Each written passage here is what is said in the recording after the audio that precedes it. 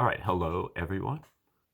I am Thomas, and welcome to my channel. I do educational videos on many different subjects, but right now we're working on studying up on the reciprocal system of theory, which is a theory of everything developed by Dewey B. Larson back in the 20th century.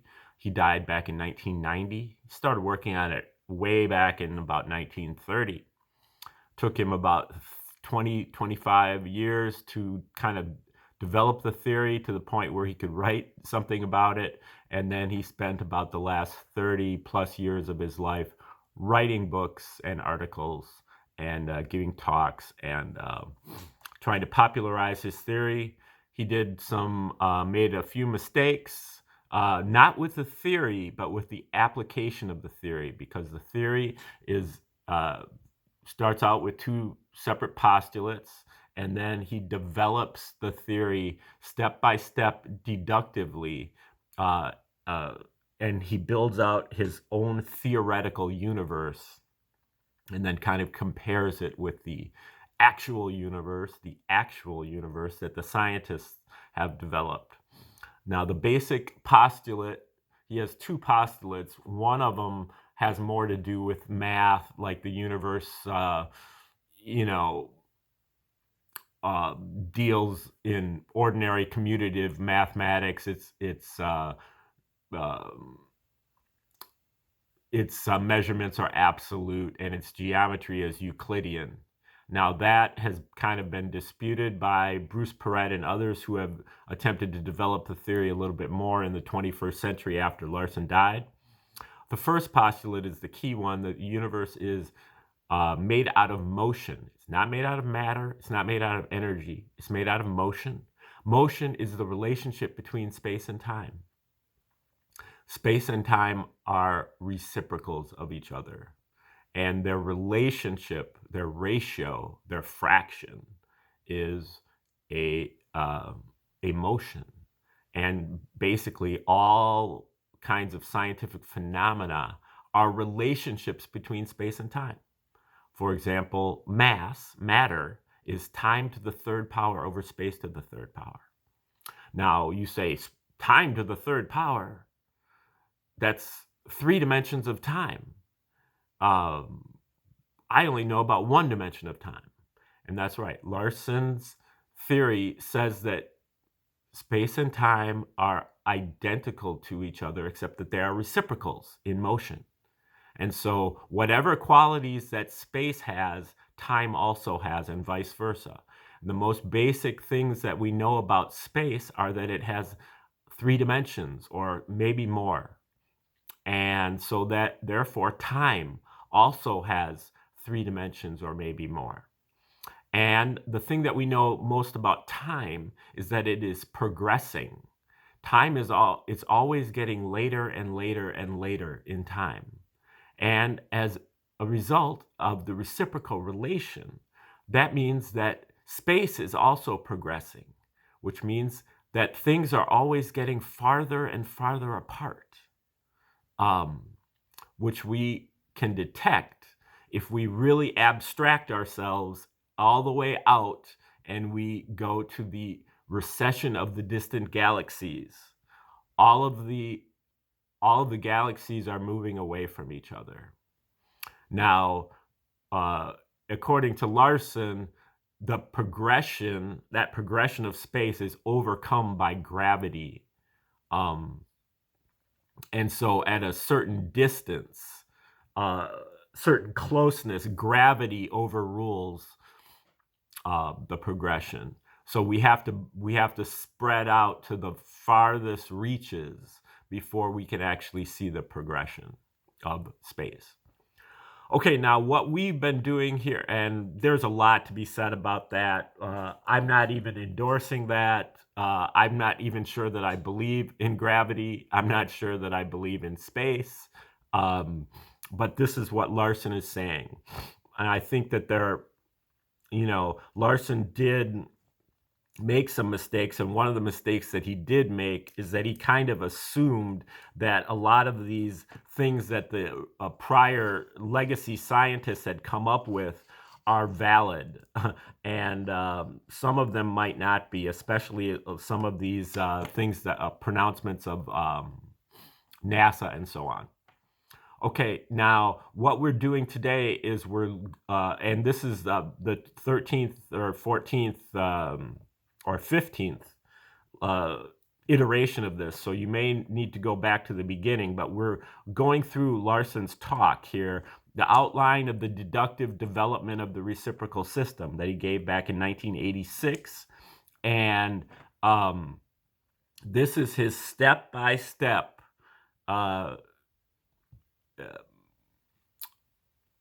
deduction from his original postulates to create this theoretical universe.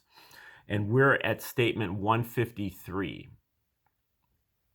The aggregation of matter under the influence of gravitation, noted in statement 34, applies to objects of all sizes. Because of the diversity of conditions, there is no uniform aggregation pattern. But since gravitation is omnipresent, the average mass of all major classes of physical objects necessarily increases with advancing evolutionary development, with the evolutionary age, we may say. Number 154. The process of aggregation results in the conversion of gravitational motion into thermal motion, or heat. Coincidentally, there is a loss of heat from the surface of each aggregate due to radiation. But the mass, which determines the rate of heat production, other things being equal, increases more rapidly than the surface area. The temperature of a large aggregate is therefore a function of the mass as long as the aggregation process continues. Okay, now remember here we're talking about large astronomical bodies, if you go back to the last episode. Number 155, extremely high temperatures are reached only in very large aggregates of matter. If the aggregate is large enough to reach the destructive temperature limit of the heaviest element present, this activates the process of conversion of mass to thermal energy described in statement 147. We identify such an aggregate as a star. Okay, so he says a star is an aggregate which has become large enough to reach the destructive temperature limit of the heaviest element present. Number 156. Since the maximum degree of electric ionization of an element is equal to its atomic number, the heavier elements have a greater content of ionization energy and therefore require less thermal energy to reach the destructive temperature limit, the temperature at which the total of these two energy components attains the unit level. If the stellar temperature continues rising, the elements reach their destructive limits in the inverse order of their atomic numbers. Number 157, the principle that small numbers are more probable than larger numbers applies to the formation of the elements, with some modifications due to other factors. The heaviest elements are therefore present in the stars only in relatively small concentrations, and the energy released in their destruction is dissipated by radiation from the stellar surfaces. As successively lighter elements reach their destructive limits, the concentration of the individual element arriving at the limit increases, and eventually this process reaches an element that is present in quantities that produce more energy than the radiation mechanism can handle. The excess energy then blows the star apart in a gigantic explosion. We identify the overabundant element as iron and the explosion as a type 1 supernova. Here, the development of the theory leads directly to an explanation of a phenomenon for which no generally accepted explanation has been derived from astronomical theory. Number 158. From statement 154, the temperature limit of a star is also a mass limit. From 153, the attainment of this mass limit is a result of advanced evolutionary age. The stars that explode as type 1 supernovae are therefore mature stars of approximately the same mass. Thus, all type 1 supernovae have the same general characteristics. The astronomers agree that all type 1 supernovae are very much alike, but they have no explanation for the similarity. Number 159. When the energy released in the supernovae explosion is added to the already high thermal energy level of the surviving portions of the interior structure of the star, a substantial portion of the explosion products are accelerated to speeds in excess of unity, in excess of the speed of light, in the manner explained in statement 152. From 46 and 47, the motion of these products takes place in the spatial equivalent of outward motion in time, which is inward in equivalent space. Again, we don't see time, we only see space. Things that happen in time, we see their equivalence in space. The opposite, the reciprocal. So if we see something exploding in time, we actually see it as imploding in space. If something, well, I'll say it a different way. If something is exploding in time, we see it as something that is imploding in space. That's equivalent space. The aggregate of these very high-speed products thus undergoes a drastic spatial contraction and appears to observation as a small star with a density vastly greater than that of any aggregate of matter existing in the terrestrial environment. We identify this high-density aggregate as a white dwarf star. Number 160, in ordinary stars, those with component speeds below unity of a given class, the more massive stars are the larger. That is, they occupy a greater amount of three-dimensional space. From statement 46, the more massive white dwarf stars occupy the spatial equivalent of a greater amount of three-dimensional time, which is less equivalent space. According to the theory of the universe of motion, the more massive white dwarf stars are therefore smaller than the less massive ones. And this deduction is confirmed by observation. Number 161, in ordinary stars, the spatial density gradient from the surface to the center of the star is positive. That is, the center is the region of greatest density. From statement 46, the temporal density gradient of a white dwarf star is also positive, which means that the center of the star is the region of greatest density in time, or least density in the corresponding equivalent space. Thus, the spatial density gradient is greatest at the surface and lowest at the center. Number 162, little or no translational motion in space is imparted to the white dwarf by the supernova explosion. It therefore remains in the spatial region heavily populated with low-speed explosion products and accretes a substantial amount of these products by reason of its gravitational effect. The surface layers of the younger white dwarfs thus have a composition similar to that of their environment, predominantly hydrogen, with a minor amount of helium and minute amounts of other elements. Because of the inverse density gradient, the hydrogen moves downward preferentially toward the center of the star, leaving the surface layers of the older white dwarfs enriched in helium. This too is confirmed by observation.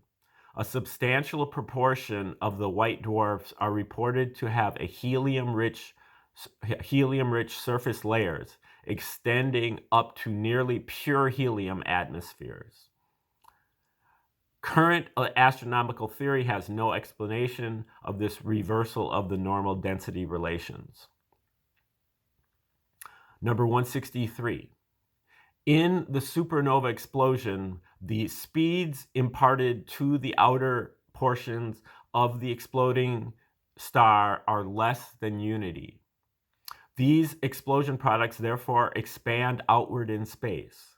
Their motion is, however, subject to resistance from dispersed matter in the environment and to the gravitational effect of the exploding aggregate as a whole, including the white dwarf that does not participate in the outward movement. These opposing forces ultimately terminate the expansion and initiate a contraction. Thus, most of the ejected matter is eventually recondensed into a star. The typical product of a type 1 supernova is therefore a double star system consisting of a diffuse A component on or above the main sequence and a dense B component, which is a white dwarf, or a system of planets below the main sequence. The main sequence is an astronomical term for like the normal evolution of a star normally evolves on this main sequence. The deduction from the premises of our theory requires the existence of double star systems as a direct consequence of the nature of the supernova process, and explains why so many of these systems consist of dissimilar objects. The present state of astronomical knowledge in this area is described by the following quotation from a current astronomy textbook. Quote, "Our hopes of understanding all stars would brighten if we could explain just how binary and multiple stars form. Unfortunately, we cannot." Okay, number 164. Any explosive event comparable in intensity to a type 1 supernova ejects some products at speeds greater than unity. The explanation given in statement 159 for the extremely high density of the white dwarfs is equally applicable to these other high-speed products. Okay, that is the last one. Number 164. It says, this accomplishes a significant simplification of astronomical theory, as the currently accepted explanation of the white dwarf density cannot be extended to such extremely dense objects as quasars, pulsars, X-ray emitters, and dense galactic cores. And separate explanations have had to be developed for the density of each of these type of objects. So what Larson is saying here is not the principles that he just discussed of this white dwarf star, they also apply to galaxies. So for Larson, a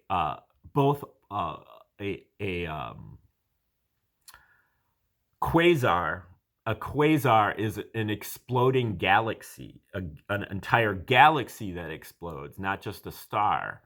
And that exploding galaxy goes beyond the speed of light, and so this pulsar, this quasar, is a tiny, massive object, usually at very, very high distances from us. He explains that, and he actually, in about 1959, he actually predicted the existence of quasars before they were discovered. So he predicted them in detail. So that is a feather in his cap as far as his theory goes, that he was able to predict this phenomenon that the scientists hadn't discovered yet, but did discover soon thereafter. Now, what I was saying about Larson, the problem is that a lot of times he accepts not the theory, but the observations that these astronomers or other scientists make. Where the scientists say, these are the measurements that we have, these are the observations that we've made.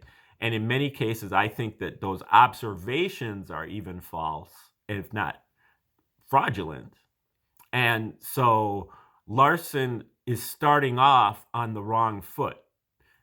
He's accepting, he's not accepting the theory, but he's accepting the empirical, the observations and the measurements that the scientists are making. And so he's kind of assuming that they are correct with their observations. And I think that got him off on the wrong track in a lot of different ways.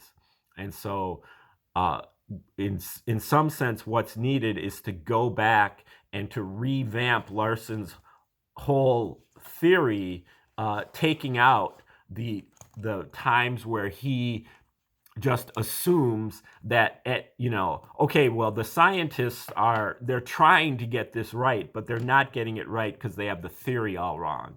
But in some cases, I think the scientists aren't even trying to get it right, and they're fabricating the actual measurements. Larson gave them the benefit of the doubt, thinking that their measurements are at least correct. But that may not be true either. And that I think that waylaid Larson in a bad way. And that's where I think we need to have a start. Okay, now we'll be back next time talking on Larson's book, Beyond Space and Time. We got just done with this here, Deductive Development. So later.